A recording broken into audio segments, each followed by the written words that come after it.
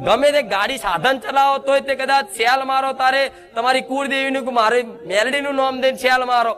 ગમે તો જવાનું હોય મને મેલડીને આગળ કરીને હેડો, તો કદાચ ડગલે ને પગલે 24 કલાક 5 ડગલા આગળ રહું. આ શું ખોટું?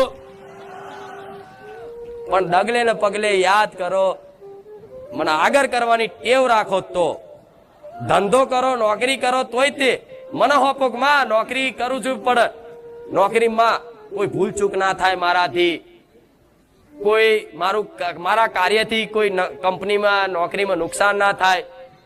માં મને કોઈનો ઠપકો ના વાપરવાનું થાય, માં કોઈ રજા ના પડે, કોઈ વચ્ચે વિઘન ના આવે, કોઈ માં એવું ધ્યાન રાખજે. તો એવું માતાને પ્રાર્થના કરી નોકરી કરો ને નોકરીમાં ઈમાનદારી રાખવી. શું કીધું? ઈમાનદારી રાખવી. પગારથી વધારે લોભ લાલચ કરીને ચોરીની ભાવના રાખવી. ધંધો કરતા તો ધંધો આગળ કરીને, અગરબત્તી કરીને, કુળદેવીને આગળ કરીને, મને મેલડીને આગળ કરીને કરો, જે ધંધો કરતા હોય એ. પણ એમ કે માં ધંધો માં કરું છું ને, તો મારો ધંધો તું રોજગાર તું ચલાવજે માં, એમ કરીને તમે કદાચ એ ધંધો આગળ ચાલુ કરો ને અને મને હોપી દો ને, તો ઘરાકના મગજમાં વસીને ઘરાક લાવું. અને તમારો સ્વભાવ એવો શુદ્ધ રાખું કે કોકના ફરી તમારા તો આવું કોકના ગમ. પણ અહીંયા તમે જો ચીટિંગ ને બેમાની કરો, ગ્રાહક ધંધાદારી વેપારી માણસ હોય એના માટે એનો ભગવાન, ગ્રાહક એનો ભગવાન કે ને, એનો જે ગ્રાહક હોય એ વેપારી માટે એનો ભગવાન છે. તો કોક ભગવાન આયા હોય એ પ્રમાણનો જો કદાચ એ ભાવ રાખી અને એની જોડે જે તે નફો મળતો હોય વ્યવસ્થિત, કે નફો લઈ લે અને કોઈ છેતરપિંડી ના કરે, કોઈ એનું અપમાન ના કરે, અને એની જોડે હારો વર્તાવ કરે અને પાણીનો ચાનો ભાવ પૂછે, એનો ધંધો રોજગાર હારો હેરતો હશે. જોઈ લેજો આ અનુભવ તમે જોજો. જે હારો ધંધો રોજગાર કમાતા હોય ને એમના નીતિ નિયમ થોડા જોઈ લેજો. બધા ગ્રાહક જોડે બસ એક ભાવ, ભગવાનનો ભાવ રાખશે કે આવો આવો બેસો, ચા પીવી છે, નાસ્તો કરશો, પાણી પીશો. આ શું ખોટું? એ કડા છે ને, કડા ખરેખરમાં જો ભગવાનને મોની માતાજીને આગળ કરીને કરો ને, તો તમારો ધંધા રોજગાર ગોડા હારો હેડે. સ્વભાવના ચીડિયા થઈને બેહો તો ચ તમારા દુકાને કઈક લેવા આવો. હવારમાં મગજ ખરાબ હોય, ગ્રાહક ને ગારો ઉડી નાખે. આ શું ખોટું? એ લક્ષ્મી નહીં ટકતી. જો ક્રોધ છે, જ્યાં ક્રોધ છે ત્યાં લક્ષ્મી ટકતી. જ્યાં ક્રોધ છે, ક્રોધ ખાલી, ક્રોધ બહુ વિનાશકારી વિપરીત બુદ્ધિ કરી નાખે. ક્રોધ જેની અંદર વધારો હોય, ચીડિયો સ્વભાવ જેનો હોય, એની જોડે બહુ લક્ષ્મી નહીં ટકે. કદાચ ટકશે ને તો ક્યાંક ને ક્યાંક હલવાઈ જશે ગમે તે બાબતે. એટલે તમારો આ ક્રોધ, કામ, ક્રોધ, મોહ, લોભ, ઈર્ષા, રાગ, દ્વેષ, આ બધું છે ને મારે કાઢવું છે. એ છે અંદર. પણ એ ક્યારે નીકળશે?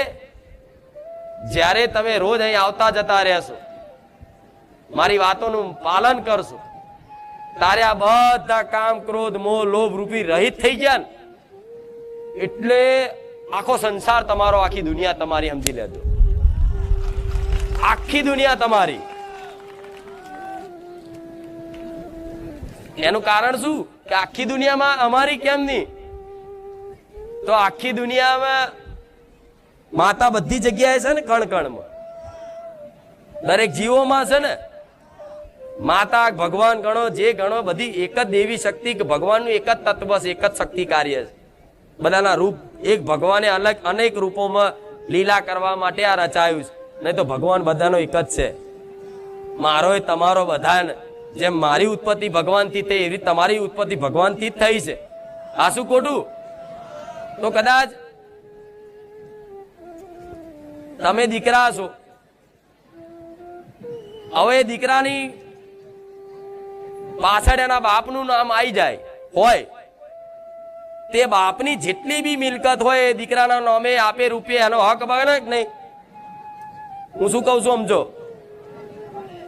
તમારા ઘેર તમે છો, તમારી પાછળ તમારા પપ્પાનું નામ લખાય છે કે ફલાણા ભાઈ, ફલાણા ભાઈ. તો પાછળ પપ્પાનું નામ આવતું હોય તો પપ્પાની જેટલી મિલકતો હોય એ બધી મિલકત ઉપર તમારો અધિકાર કહેવાય કે નહીં? કહેવાય કે નહીં? તો એવી રીતે પરમ પિતા પરમેશ્વર મારો રોમ છે, જે એને કદાચ પિતા મોનીન, પપ્પા મોનીન, બાપ મોનીન કદાચ યાદ કરશો ને, તો એની આખી બનાયેલી આખી સૃષ્ટિ છે એની પર તમારો અધિકાર થઈ જાય. એ નોમની કૃપા. પણ નોમ પાછળ આવત તો કોઈ માતાનું નામ, કોઈ ભગવાનનું નામ, પેલાના નામ જોજો કે ફલાણા દાદાની મેલડી, ફલાણા ભાઈની મેલડી, કે છે ને ફલાણી પેઢીની મેલડી, એના નામની પાછળ મેલડીનું નામ લાગે પેલાના ભુવાજીનું. અને અત્યારે કઈક લગાવે છે, હું સોલંકી પેઢીની મેલડી, એટલે મારું નામ સોલંકી પેઢીની પાછળ આવ્યું, તો સોલંકી પેઢી મારા દીકરા છે. ઓ જોજો મારી પ્રોપર્ટી હોય, જે મારી જોડે મિલકત હોય, સંપત્તિ હોય, વૈભવ હોય, સુખ હોય, એ તમામ ઉપર મારી વસ્તીનો અધિકાર બને કે નહીં? બને કે નહીં? આપે રૂપિયા માગે કે ના માગે, અધિકાર બને કે નહીં? બને ને? એ ના માગે છતાંય તે મારા હાલવું પડે, જેમ કે એમનો અધિકાર છે. એમણે